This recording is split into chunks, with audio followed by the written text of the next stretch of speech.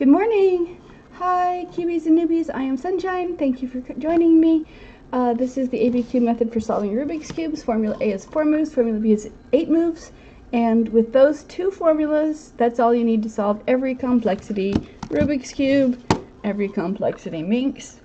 This takes a minor adaptation, but these can all just be solved with just Formula A and just Formula B.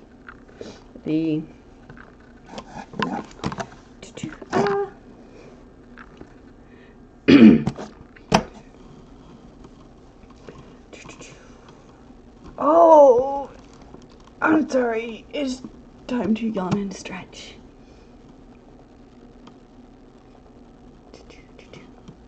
All right. Let's scramble.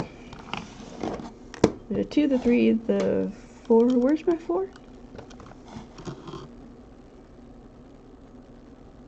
There's my 4 on the ground.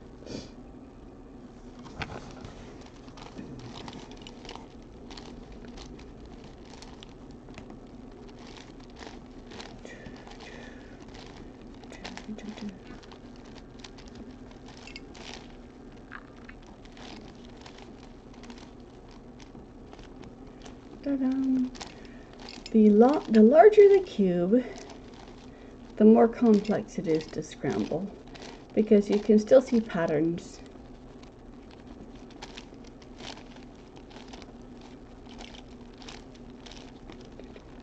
Do do do do do do do do do do do 2 1 2 3. I'm wearing a bright pink shirt, and on camera it looks orange. Like I'm in an orange suit.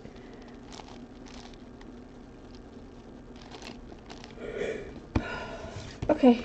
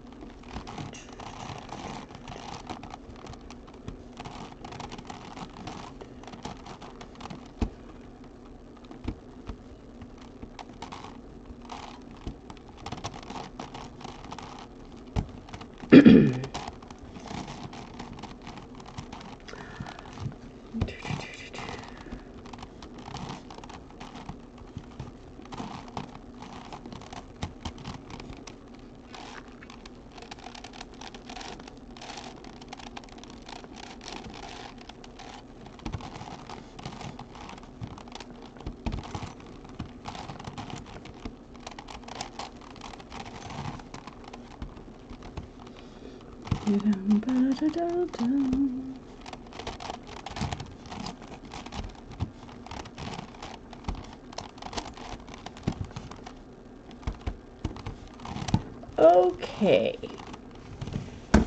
With any cube, no matter which size it is, every cube has 8 corners. So no matter which cube you have, you can start with your 8 corners because they're all done the exact same way. In my method, there's no order of operations. You can do it any order that you want. You can do it layer by layer. You can outside in. You can do the reduction method, which is solving the centers and then pairing up the edges and then you can do whatever you want. But and then you can do as much as you want your way, and then when you run into trouble, then you can stop and use Formula A and B.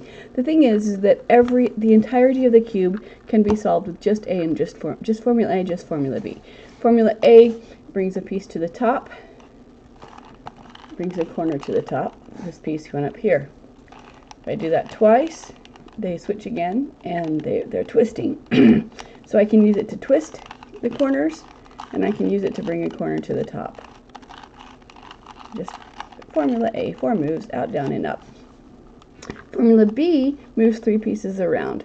One top row and 2. Oh, Formula A also will give you boxes if you want them. So if I want to move this green piece to the center here, I move it away, I move the space down, I move the cube into the space, and the cube in the space back up again.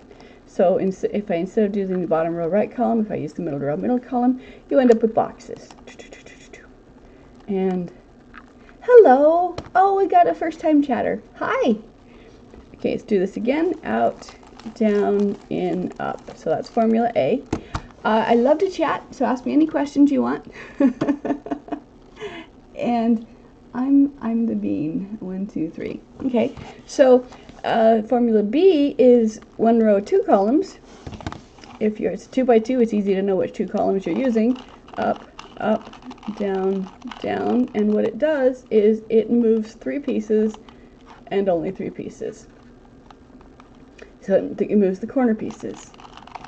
So top row and outside columns moves the corner pieces. 3 times gets you back to start. But if you do the top row and 2 other columns, if you pick and choose which columns you're using, then it works on an outside row and an inside column, moves the edge pieces around. 3 of them, always only 3. And if you have a center, if you want to move the center pieces, if 2 of your columns are center, then it moves center pieces around. So up, slide, down, slide down. It's still 1 row, 2 columns. Every other column is left, and every other move is horizontal. Every horizontal is the reverse of the one before it.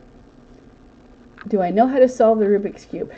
I can teach a newbie how to solve the Rubik's Cube using just formula A and just formula B. That's all you need to solve every complexity Rubik's Cube.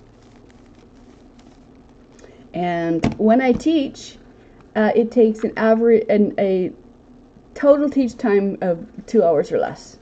I do 2 one-hour sessions, and they leave knowing they can pick up any complexity Rubik's Cube and put it down solved. Yeah, wow, it's exciting. Because like I said, formula A brings a piece to the top, and so you can do it on the entire first face. You can do it formula A, but you can't do formula A for more than the first face because it affects all 6 sides. So formula A I use to bring the corners to the top and to twist the corners around. I use it to bring the absolute center to the top, and everything else is formula B. Moves 3 pieces around. Top row outside columns moves corners. Top row outside and inside columns, 1 of each, and it moves the edge pieces around. And 2 inner columns moves the center pieces around. So no matter which cube you have, it has 8 corners. Pick a corner, pick a color, and I'm going to start with yellow. Okay, so when I teach, I always start with either the 5x5 or the teaching set, the 2, 3, 4, and 5. I teach all of them together because I started off teaching the 3x3 and then said, now you can just apply that to the 4x4, and they're going, that looks more complex. Took you over 40 hours to learn. Took you several months, I'm guessing. This is a 7x, yes, and I can solve this 7x with just formula A and just formula B. Yes, this is a 7x. I have larger ones, but they're harder to hold. You get to where you have to use gravity with them. All right, so I pick a corner. I start with yellow. Okay, you can be color neutral. How long does it take? How long does this take to solve? I'm not a speed solver. I'm not fast. It takes me between 3 to 5 seconds per piece. And determine how many pieces it takes to determines how long it takes me to solve. But yes. Parity. Thank you for asking about parity. I love questions about parity. There is no such thing as a parity. It's a lie. You have been lied to. Your cube is inherently honest, and your cube doesn't. you can have a parity, but it's a lie because formula B always moves 3 pieces around. Yes, parities are a lie. You don't need them. Formula B moves 3 pieces around, and you will always have, if there's any piece to move, there will always be 3 pieces on that layer to move. If it looks like there's only 2, and let me create a parity here for you. Let me create a parity for you. I'm going to, if it looks like there's only 2, the third piece that you do not see is literally the third piece that you do not see. It still exists. So the third piece that needs to be moved when it looks like there's only 2, the third piece that needs to be moved is your absolute center. The center that touches that parity is a quarter turn off. And Okay, so let's pretend, all right, so you saw I had a solved cube. I rotated one of the slices a quarter turn, and then I solved it from that perspective, and that gave me a parity. Now I can solve these because these pieces are God, but what's the word for it? Corner to corner floating. Because it's not an absolute center, this can be correct here or in any one of 4 places, so you can have it wrong. So I can solve this so it looks like there's only, I can make it look like there's only 2 pieces off. Okay. When I do that, all right. And let me just fix these centers here, so it's going to look correct. And the reason why it's going to look correct, I just messed up. No, I didn't. There we go. The reason why it looks correct is because the oblique centers can be visually placed in more than one spot and have it look correct. But your cube is inherently honest. So it's a 3 cycle, yes. So this looks like a parity. It looks like there are 2 pieces and only 2 pieces that I need to move, and everything else is correct. Well, if everything else was actually correct, you wouldn't have a parity because the cube is, like I said, is honest. So the layer that touches this parity is a quarter turn off because so it's a 3-piece. So I can either move this cycle. So right now, this is the layer that's touching this cube. Like I said, if I rotate this layer 1/4 turn in either direction, then instead of 2 edge pieces, one of them will now be correct, and you will have 3 edge pieces that want to be switched. And you know how to switch 3 edge pieces. We all know how to switch 3 edge pieces. And so, does it matter which direction I turn? No, I can turn it. It doesn't matter. Just as long as I turn it 1/4 turn, then now my edge pieces can be placed because I've got 3 of them. And I use formula B. I know there are easier algorithms, but I just use formula B.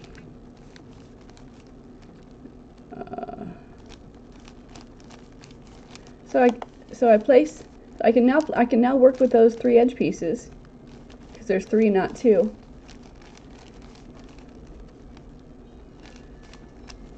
And those edge pieces will fix because you can. I have to now because I did the center first.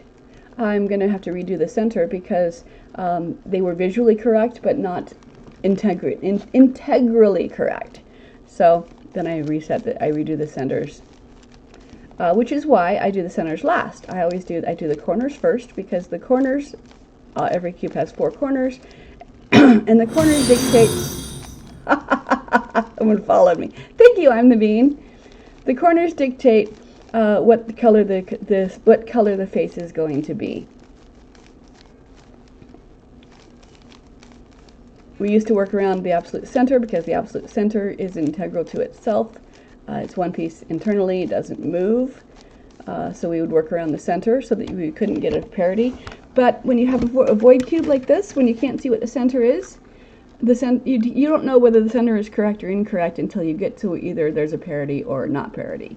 And so so I do the corners first, and that tells me the sides of the corners.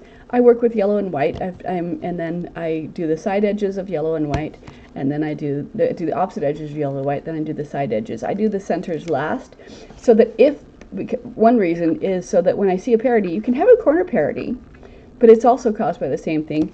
It's caused by the column that touches the parity. The layer that touches the parity is 1/4 off. So I do the corners and then I do the corners correct, and then if I do the edges, and if a parity shows up, I just do a single quarter turn swipe, and the parity is gone. And then I do the centers as I normally would. So I know it's it's a long, difficult, it's a crazy algorithm, and you can have a different parity algorithm depending on what the parity looks like, but the parity is always caused by the same thing. So this one, you wouldn't call it a parity because you can see that, but if you look, this corner wants to be here, this corner wants to be here, and everything else is visually correct. So it looks like this is a corner parity. And you can do that on a larger cube, but you only call it a parity if everything else looks right. And there's no everything else to look right on this one. But again, if I turn if I turn this one direction or another, I have one that's correct and 3 that are incorrect, and we can move those 3 pieces. We know how to move 3 pieces. Yes, it's a T-perm. But if everything else was correct, it would look like a parity. So anytime you have 2 pieces and only 2 pieces that need to move, the third piece is the one you do not see. Move that third piece, and then it's now in a solvable situation. So when I teach 2 hours total, I have 2 1-hour sessions. I sit down and I have either the 5x or a whole mess of cubes, and I'll teach the corners, and they'll say, what's next? And I say, great, now scramble it and do it again. Yeah, I spend the whole hour on just the corners because you've got Formula A and Formula B. And once they're, I wait till they're comfortable with Formula A before I move to Formula B. Once they're comfortable with Formula A and B, I send them home with a cube. They come back in, and I say, by the way, if you change which columns you use, different things happen. Play with it. If outside and inside column. Okay, so Formula B is 1 row and 2 columns, and with the outside columns, it's going to move the corners like so: up, up, down, down, and it moves the corners. I don't spend time looking to see if my corners want to move clockwise or counterclockwise, because that makes my brain doesn't work that way. So I either do it once and it's solved, or I do it twice and it's solved, and that's easier for me to just do it twice than just for me to look at it and go, ooh, clockwise or counterclockwise. So, and then the same 8 moves. Top row, 2 columns. If I pick the piece that I want to move, okay, let's say this is the piece that I want to move. Okay, I'm going to apply Formula B to this piece. So it's in the top row, and it's in 2 columns. One of my columns is the one column that it's in, obviously. And then the first column is where I want it to land. So do I want this cube to go over here, or do I want it to go over here? If I want it to go over here, my 2 columns are first where it's going to land, second where it is. So slide up, slide up, slide down, and 3 pieces, and only 3 pieces moved. Okay, if I wanted it to go to the other side, then this would be my first column, this would be my second column, and I'd start moving away. So up, up, down, down, and these 3 pieces moved. Do it again to show you. Ah! Okay, so corners. If the corners match the front, and you can see which direction it wants to go, first column is where it's going to land and where it begins. So away up, in up, away down, in down, and then to go this direction, away up, in up, away down, in down. And if I wanted to move a centerpiece, okay, diagonals are slightly more complex, are slightly different story than the oblique ones, because you have to be using 2 columns. Okay, so if this piece wants to go to the top, I pick a piece on the front that wants to go to the top. Okay, and then I apply Formula B to this piece. So this piece is the one that this QB is the one that tells me which columns to do. So I go up, slide up, reverse down, it's at the top, and I've just moved. It looks like 2 pieces, but always it's 3. 2 of them were yellow, so you couldn't tell. It was like a magic trick. Did I experiment to find the formulas? Yes. Yes, I did. Down. You can read my how-to, my about me. See right there, abcube.how. Actually, it says www.abcube.how. It's a typo. It's supposed to be a dot, but you don't really need the www dot. If you go to abcube.how, that's my website, and there's a all about me, and then a tutorial of how the formula works. I'm looking for someone to help me who knows more than I do about web design, because it's like a dancing bear. It works, but it's not good. I did each step, each video step. That's okay. Each video step is its own blog. I did it as a vlog, and so the problem with that so I labeled them, step 1 corners, goal 1 this, step 2 edges, goal 5 this. So the problem is that they come up an index of the last one you edited, so I can't organize them. I'm trying to recreate it, just copy paste into an album, photo album, because that way I can organize by title, and so I can have a nice little index, and you don't have to look through. So, but the tutorial is complete and correct. It works. I've taken the videos and put them up on YouTube, and I do stream here every day. But the thing is that as I was watching tutorials, I've been cubing since '81. So I learned the cube back when you had to go to the local 7-Eleven and buy a book and memorize it. And this was before we had standardized the names of things. So for this one, for example, plus means clockwise and minus means counterclockwise, as opposed to the letter and the prime of the letter. Let's say, and we just had. It doesn't have a label for the back because we just never used the back. So this is how I learned it back in the 80s, and I thought, and lots of people, my friends, everyone had a cube because it was really big, but not everyone could solve it because not everyone had bought the book and memorized it, and there were a very choice few who could come up with their own formula. No, I was not one of them. But anyway, as I was working, as I was trying to learn the center steps, I had figured out, I knew how to do the corners, I knew how to do the edges, but I was having difficulty with the centers, and so I was watching videos, and everyone's tutorial takes the standard recipe for the tutorial. The only thing I know is to solve it fast. Yes, most people solve it fast now.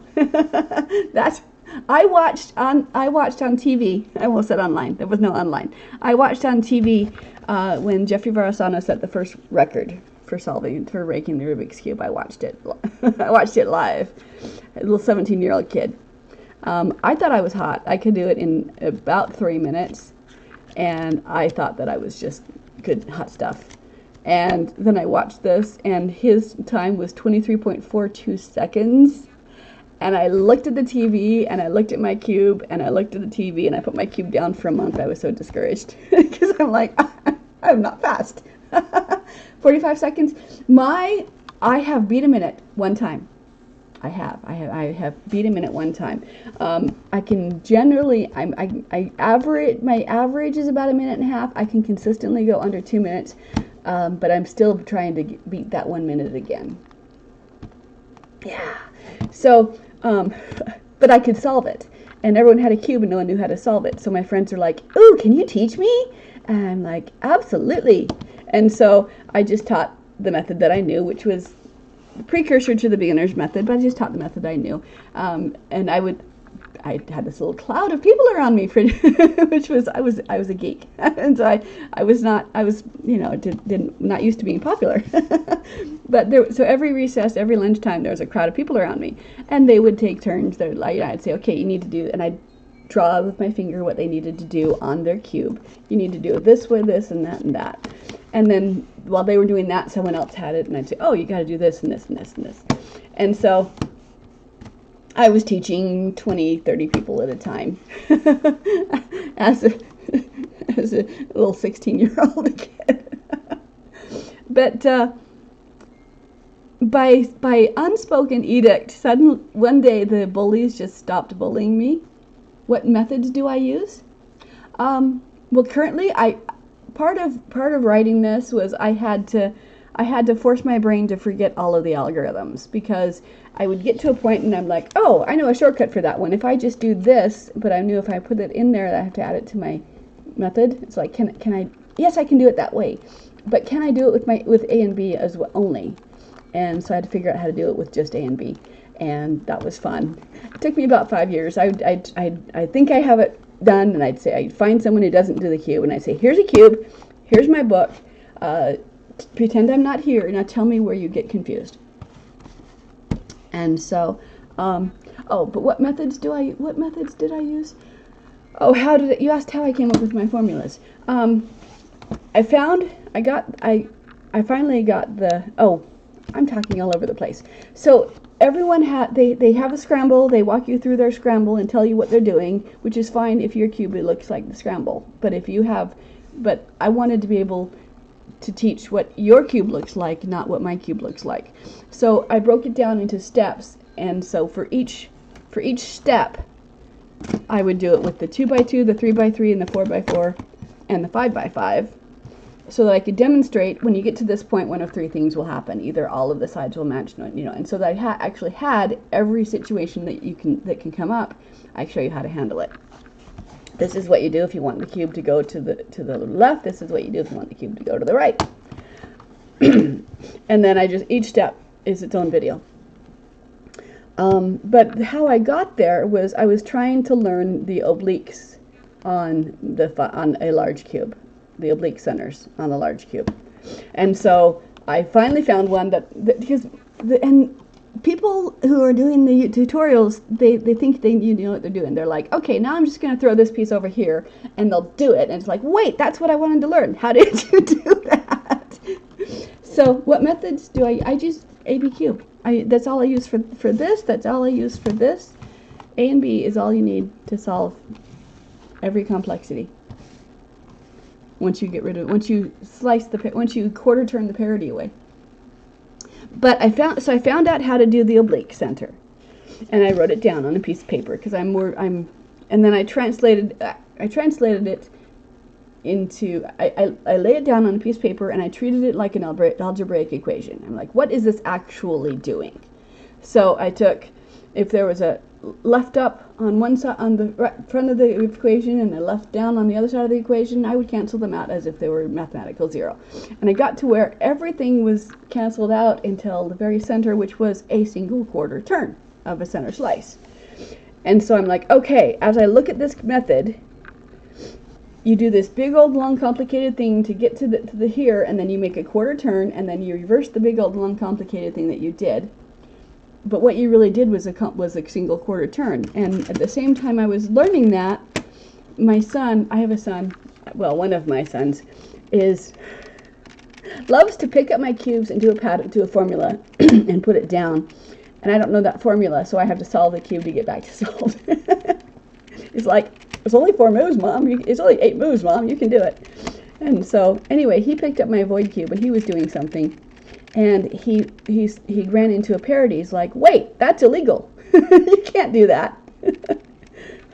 How did it do that? And he looked at it and he goes, the center's off. And he put it down because he didn't know which direction to turn the center in order for it to be correct. The answer is you don't need to know which direction to serve. It just has to be an even number of quarter turns off. So I figured out that a single quarter turn of the center did or undid a parity, and that you could also have a parity if the center's a quarter turn off. And so that just connected in my brain, and I'm like, oh, all I have to do is a single quarter turn. So I took the parity, did a single quarter turn, solved it again, re-scrambled it, refixed the centers. And so the parity is always done, can always be undone no matter what it looks like. The parity can look like it's on, opposite this way. A parity can look like it's this piece and this piece. Parity can look like it's these pieces, because this one, either way, whenever there's two pieces, the layer that touches that parity is a quarter turn off. You make a quarter turn, now it's solvable, parity disappears, poof, all gone. And yes, I had memorized the parity algorithm. It was like a 27 move something.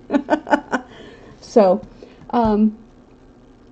what I did is I figured out how to solve an oblique center, and so I wrote it down on a piece of paper, and then I drew it as arrows because I'm more visual. My brain doesn't like to translate the R into the right. I'm too young. My brain is exploding, even with knowing my algorithms and what they do. Is that a compliment? Are you saying that Are you saying that you're learning from me and it's exploding your brain. Yeah, so I took it. I'm like, okay, it was 8 moves, which became my Formula B. Okay, and so I wrote down those 8 moves. You go up, slide up, reverse down, and so I had my 8 moves. Okay, and I'm like, okay, what happens if I do that with different columns? So I took that 8-move algorithm that will fix an absolute a center piece, an oblique center piece, and I did it on my 2x2. Let me fix this first. I said, what do these 8 moves actually do? Okay, bye. Thank you for coming. Come back again. Ask me questions. I love to chat. So, go have a nice day. In fact, you guys, I've been here for half an hour. I haven't done anything other than talk. Okay.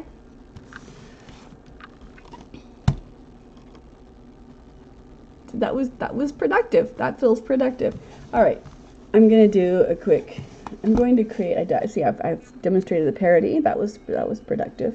This is my algorithm. This is my icon, my logo. It is a flower pattern with 3 colors, and it is done doing Formula A twice. The first time is using these 4 as one piece. Second time is using these 4 as one piece, and that's what you get. So. One more fun thing I will show you, and then I will be on for the day.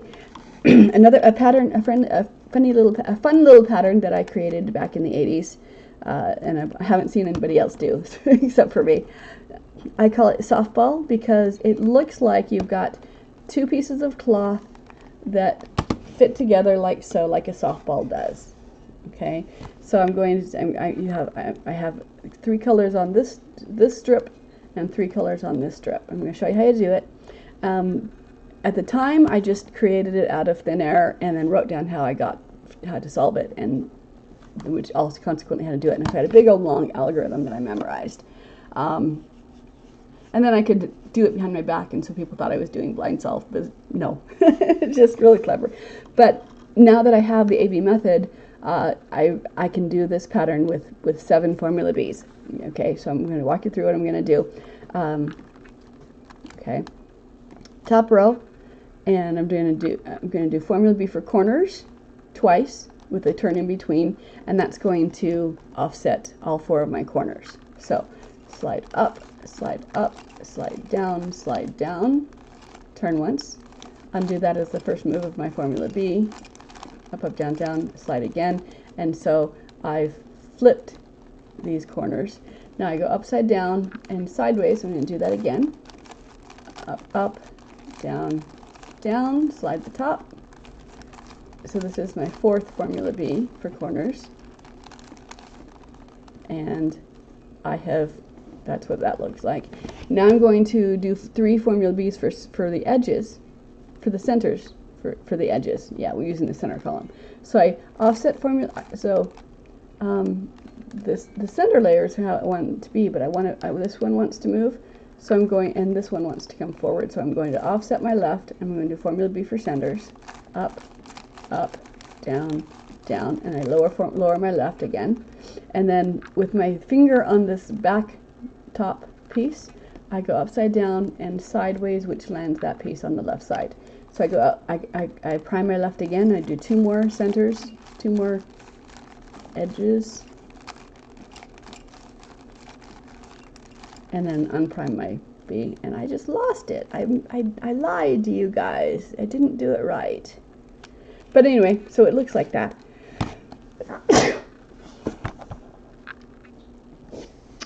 Excuse me, didn't mean to sneeze. All right. I don't know what I did wrong. I forgot to offset something. All right. Thank you for joining me. My cat is staring at me to go feed her. So I will be back this evening. It's Friday. I'll be back this evening. go have a good day. Be nice to yourself. Be fun. And I will be back later on. Join me then. Love you. I love and appreciate you guys. I really enjoy doing this. So thanks for being here.